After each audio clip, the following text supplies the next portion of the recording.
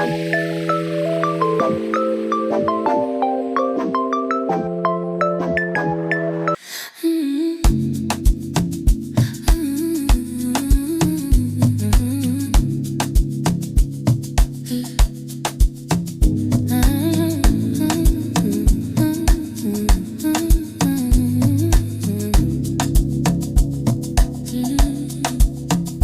you recall late summer nights? We were moving through the city under broken lights. No plans ahead, just time to waste. Every little promise. Esu pirmą kartą Plungės kultūros namuose, pristatau savo parodą. Paroda vadinasi Nematoma pusė. Kodėl toks pavadinimas? Todėl jeigu pažiūrėtumėt į paveikslus, į fotografijas, pamatytumėt, kad jau juose nėra spalvų, tai yra juoda balta fotografija. Ir tai jau yra dalis informacijos nematoma.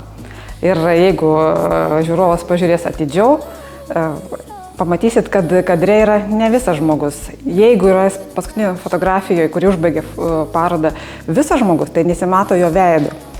Todėl aš dar padariau ją tokią nematomą, kad tai nebūtų atsakymų paroda, kad žmogus, žiūrovas, jisai pats susirastų atsakymą.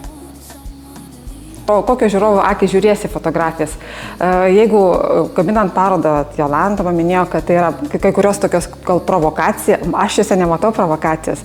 Nes jeigu vienoje fotografijoje yra pakeltas sijonas, tai nereiškia, kad tai yra apie kūno demonstravimą. Tai aš matau joje ką kitą, aš matau, kai žmogaus gyvenimo išnešimą į viešumą, kaip žmogus kalba, kaip jisai elgiasi, ką jis išneša į socialinius tinklus ir jeigu ten tas sijonas yra pakeltas, tai reiškia, rankose yra pagrindinė mintis, kad kiek tą sijoną pakelti ir kiek yra saugu jį pakelti.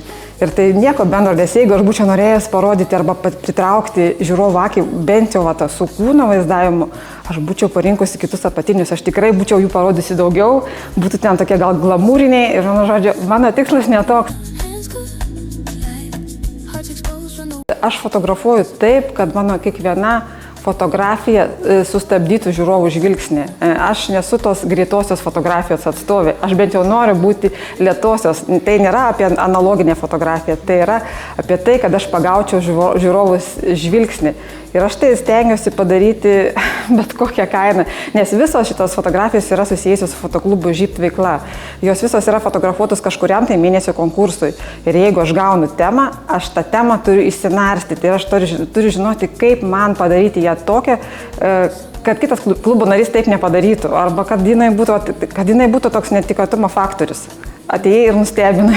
Jeigu atidžiau žiūrovas pažiūrės, šitoje parodoje yra tik tai 3 žmonės. Ir jeigu būčiau išėmusi 2, tai būtų tik tai vienas modelis, tai būtų mano dukra. Kaip ir kadras su eglute, tai turėjo būti, matytis, nuėjom fotografuoti. Aš paprasčiausiai viską darau, kad būtų kuo mažiau sąnaudų ir kad būtų netgi savo aplinkoje, nes man tai labiausiai gal tvaresnė netgi pati fotografija. Nes perėjom kelio pusę, aš turėjau parvežtą eglutę. Ir turėjo būti šalia palto nuleista. Fotografavau, dukra sako gerai. Ai, sakau, gerai bus. Bet jinai paėmė tą eglutę ir numetė sniegą. Sako, gal nori tu sniegę? Sako, ne, nereik man.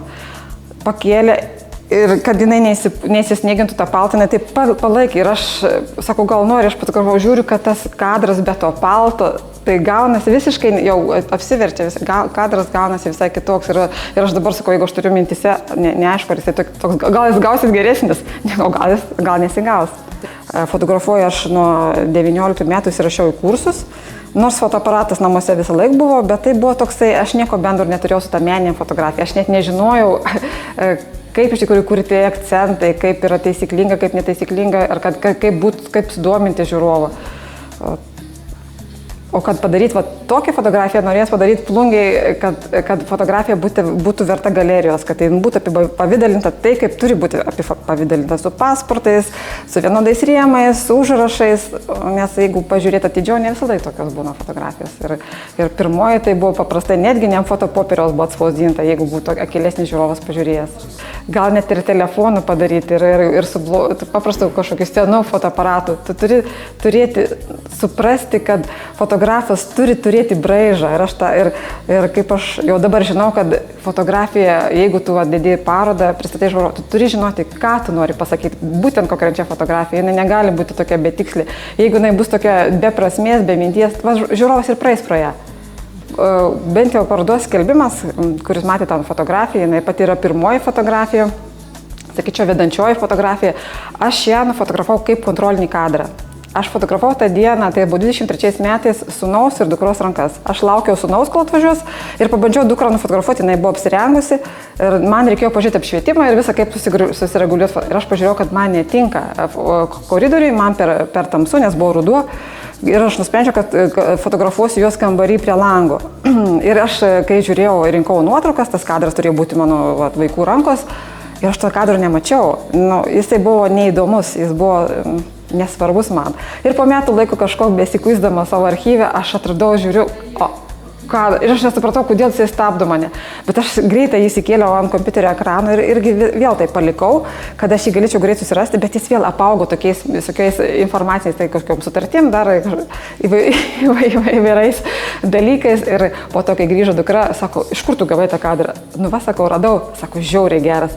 Ir aš va tada dukrai pasakiau, sakau, jeigu aš darysiu parodą, ar kai darysiu parodą, tai bus mano plakatas, tai bus skelbimas. Ir aš sakau, tada parodos tema bus tamsioji pusė. Nes kažkaip sukosi apie tai, kad gyvenime mes mėgstam labai daug ką užmaskuoti, įvairios srityse parodyti gražiąją pusę, bet viso to gražumo kartais būna ir ta tamsi pusė. Bet kai pradėjau, jau buvau pakviesta gruodžio mėnesį surengti čia parodą, pradėjau mąstyti sausio mėnesį, aš supratau, kad ne visos mano nuotraukos yra apie tamsiąją pusę. Tai yra daugiau nematoma pusė. Tai bet va, šitai pirmąją vedančiąją nuotrauką aš palikau tą nuotrauką, tą pavadinimą. Ir iš tikrųjų dar kokia buvo ta nuotrauka, kuriozas mes, kai aš pamačiau tą nuotrauką, sakau, nu viskas geras kadras, aš matau, kad jisai stabdo akį, bet yra ne fokusas ant rankos, nu nėra ant plaštakos fokuso, galvoju, nu ateis čia visi profesionalai, nu sakys, nu čia paroda, nėra fokuso, dukras gerai, perfotografuokim. Ir aš galvoju, nu, tokia mintis, perfotografuokim. Aš nežinau, kaip tai, ar tai įmanoma, kad viską tai padaryti, aišku, rūbus aš po metų laiko 25 va praėjusią vasarą susiruošėmės jį perfotografuoti tą kadrą ir atrodo viskas, atsistojom jau ir į tą ranką, čia taip, tas visus tos tarpelius, klostės rūbų. Ir pasižiūriu į telefoną, į objektyvą, aha, nu, gal ir gerai, bet susidėjęs į kompiuterį, kai tu pažiūrėjai kartu, tas naujasis kadras, ir aš nesupratau, kas yra, kodėl antrasis kadras, tas perfotografas nestabdo. Ir nesvarbu, kad ten jau yra fokusas ant tos plaštukos. Tik po to aš supratau, kad per tuos 2 metus aš užgyvenamau skalbinių džiovyklę ir atstumas sumažėjo iki tos nuotraukos. Ir aš supratau, kad tai nesvarbu. Ir darant skelbimą buvo bandoma daryti skelbimą ir ant to senojo, ir ant naujo. Ir supratau, kad tas perfotografimas netinka. Tikriausiai žmogus nesupras, kodėl tamsioji pusė, nes ten, jeigu žiūrėtum procentais, yra daugiau tamsiosios pusės. Kaip ir mūsų gyvenime, jeigu pažiūrėtumėm, visi tamsi dalykai, karai, lygos, visos nelaimės mūsų labiau mobilizuoja, mes ilgiau ir daugiau kalbamės. O tie geri dalykai, tai būtų koks nors spektaklis, laimėjimas, tokia euforija, netgi gali padaryti eksperimentą, tu parvažiuoji kokio spektaklio, tokio euforijoje ir dingsta, ir tu pamatai, kad po kokios paros, pusantros dingsta ir vėl reikia naujo impulso. Tai va ta nuotrauka apie tai, apie tamsiąją gyvenimo pusę, kuri mus dažniausiai ir stabdo. Ir ta toks fokusuojamus į tai. Pati pradžia, jeigu kalbant apie mokinius, apie tos jaunimą, tai jiems reikia pačių minimaliausių kursų. Kad tas trečdalis, horizontas, kad netgi su fotoaparatu paprasčiau žmogų, aš sakau, kažkam net kažkur minėjau, gal pirmoje savo parodoje, kad net galėtų būti moksleiviams vienintelė kokia nors klasės valandėlė, kas ten, nežinau, kas dabar tai yra, kad paskirt fotografiją, kad žmogus žinotų, kaip reikia save pateikti, kad kartais ko nerodyt, per daug neparodyt, kad tokių minimalių žinių turėti. O tik, juk aš iš karto netapau tos kursus, aš gal ir galvojau, kad čia, aš juk bėgdavau, iš manęs netgi gal ir namiškiai juokdavus, o jau žydi, žinot, nuvažiuojame kaim, jau žydi kažkas, gal, ir nubėgite, o paskui tu žiūri, kad tavęs nebedomina, nei tie paukščiukai, nei tos pražydusios gėlės, tai aš palieku kitiem kolegoms, ir aš atsikėlus, jeigu aš pamatau, kad yra rūkas, aš žinau, kad mūsų klubietis Antanas Janaitis jau fotografuoja, kažkas dar, o manęs tai nedomina. Aš nuo tokių nuotraukų aš nepatiriu malonumų, aš turiu patirti jį, kad aš atsivertusi galėčiau, Aišku, kad nėra pas manęs, kad yra ir pas manęs ir tų paprastų fotografijų, bet tai aš sakau, va tos greitosios, kurios yra archyvinės, kurios kažką tai prisiminti, bet tai yra neparodinės fotografijos.